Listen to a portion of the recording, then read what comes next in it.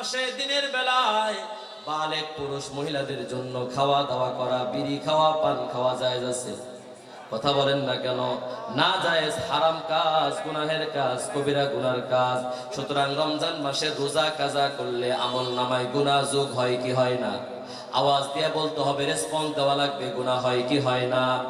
এ দোহারের মুসলমান বাবা, আপনাদের এলাকায় প্রবাসী মানুষ বেশি, রেমিটেন্স যোদ্ধার সংখ্যা বাংলাদেশের বিভিন্ন জেলা থানার চাইতে আপনাদের এই নবাবগঞ্জের মধ্যে, সিংগাইরের মধ্যে বেশি। কথা বলেন ঠিক কি ঠিক না? অনেক মানুষ আছে, টাকা পয়সা আছে, হজ ফরজ হয়ে গেছে, 5 লাখ 6 লাখ টাকা হলে বর্তমানে হজ করা যায়। অনেক মানুষ আছে ব্যাংকে 15-20 লাখ, 30-40 লাখ, অর্ধ কোটি পর্যন্ত টাকা জমা আছে, কিন্তু এখনো পর্যন্ত হজ আদায় করে নাই। বাবা, আছে না নাই? বলেন তো, হজ ফরজ হয়ে যাওয়ার পর হজ আদায় না করা সব কাজ নাকি গুনাহের কাজ? এ মুসলমান বাবা, গভীর মনোযোগ। আল্লাহ মুসলমানদের ধন সম্পদের মধ্যে একটা বিধান দিয়েছেন, গুরুত্বপূর্ণ ফরজ বিধান, যাকাতের বিধান। যাকাতের বিধান মালের মধ্যে আল্লাহ তাআলা ধনীদের মালের মধ্যে আল্লাহ তাআলা গরিবদের জন্য কিছু হক রেখে দিয়েছেন, যাকাত। অনেক মানুষ আছে সমাজের মধ্যে, পাড়া মহল্লার মধ্যে, গ্রামগঞ্জে, যারা 100% যাকাত ঠিক মতো আদায় করে না। এ মুসলমান বাবা, বলেন, যাকাত আদায় না করা সওয়াবের কাজ নাকি গুনাহের কাজ? আওয়াজ দিয়ে এখন, সওয়াবের কাজ নাকি গুনাহের কাজ? এ মুসলমান বাবা, মসজিদের মিম্বার থেকে ইমাম সাহেব, খতিব সাহেব জুমার দিন বয়ান করে পর্দার বিধান, পর্দার বিধান। এই পর্দার বিধান ফরজ যিনি করেছেন, আওয়াজ দিয়ে বলা যাবে কি তিনি কে? এই পর্দার খেলাফ তো হয় না? কথা কন না কেন? দেশে পর্দার বিধানকে আমরা লঙ্ঘন করে চলি। আমাদের দেশের মা বোনেরা, আমাদের দেশের ভাই বাপেরা, আমরা পর্দার বিধান লঙ্ঘন করি, এরকম লোক নাই সমাজে? কথা বলেন না কেন? এ মুসলমান, বর্তমান তো এমন হয়ে গেছে, ঢাকা শহরে চলতে গেলে মহিলাদেরকে আপনি আর কি ধাক্কা মারবেন, ইফটিজিং করবেন? এখন উল্টা মহিলারাই আমাদেরকে ইফটিজিং করে, আছে না নাই?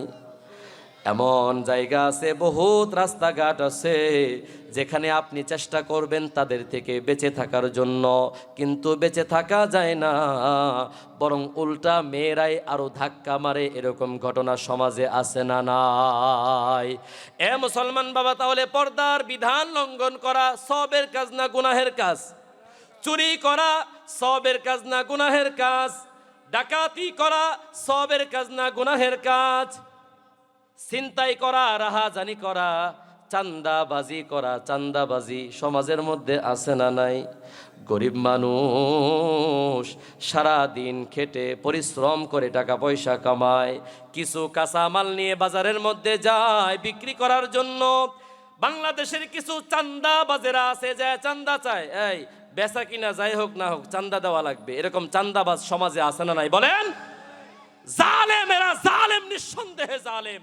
এই সমস্ত জালেমদের ঠিকানা আল্লাহর জাহান্নাম। কথা বলেন ঠিক কি ঠিক না? এ মুসলমান বাবা, তাহলে এই চাঁদাবাজি করা সওয়াবের কাজ নাকি গুনাহের কাজ? এ যুবক, গার্লফ্রেন্ড আছে না নাই?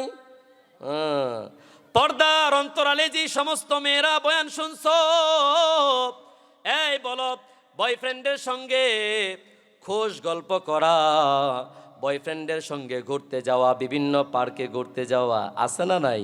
এই এলাকায় তো পার্কের অভাব নাই। বসিরা ব্রিজ পার হইলে এই দোহার মৈনট ঘাট পর্যন্ত শত শত পার্ক, আছে না নাই? এই সমস্ত পার্কের মধ্যে কারা যায়? বুড়া বাবারা যায় নাকি আমাদের এলাকার, আমাদের সমাজের নওজোয়ান যুবতী আর জোয়ানরা যায়? কথা বলেন ঠিক কি না? এই সমস্ত হারাম রিলেশনশিপ, এটা কি জায়েজ না না জায়েজ? এটা সওয়াবের কাজ না গুনাহের কাজ?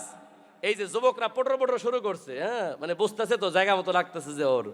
এই যুবক, আল্লাহর জাতের কসম করে বলি, তোর ওই কাজের মধ্যে শান্তি নাই। দেখবি তোর ওই কাজ তোর রাতের ঘুমকে হারাম করে দিছে।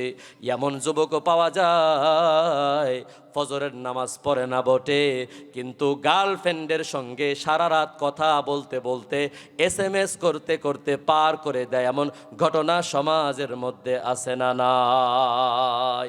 এই আওয়াজ দিয়ে বলেন আছে না নাই? এগুলো খুব সওয়াবের কাজ, ঠিক না? একেবারে প্রত্যেক SMS দিলে পরে আমলনামায় 10 টাকা করে নেকি জমা হয়। কথা বলেন না কেন? এরকম ইমোতে, হোয়াটসঅ্যাপে, টেলিগ্রামে, ট্যাঙ্গুতে, ভাইবারে কি SMS করলে একেবারে প্রত্যেক SMS-এ 10 নেকি আমলনামায়, এরকম? নাকি প্রত্যেক SMS-এ প্রত্যেকটা ধাক্কায় আঙ্গুলের প্রত্যেকটা স্ক্রলে স্ক্রলে গুনাহ আছে না নাই যুবক বলো? আছে। এ মুসলমান বাবা, তাহলে বোঝা গেল কোনো না কোনো উপায়ে আমাদের আমলনামাটা গুনাহ দিয়ে ভরপুর হয়ে গেছে, ঠিক কিনা বলেন?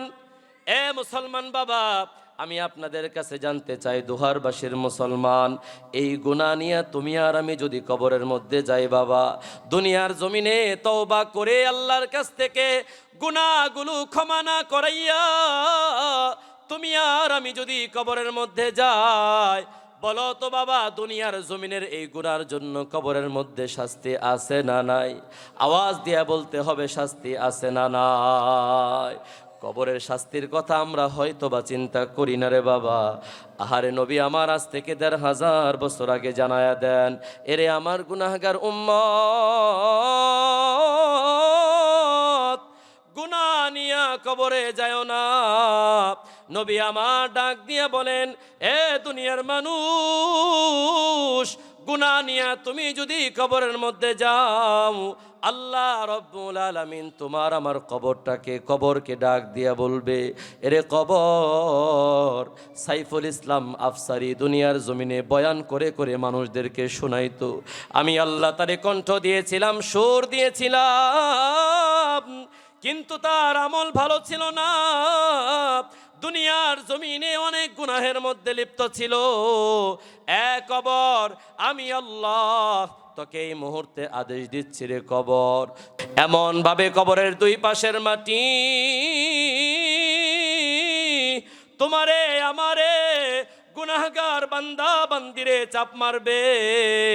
নবী বলেন, পাজরের হাড়গুলো ভেঙে একটা আরেকটার মধ্যে এইভাবে ঢুকে যাবে। জোরে কন্যা আউযুবিল্লাহ।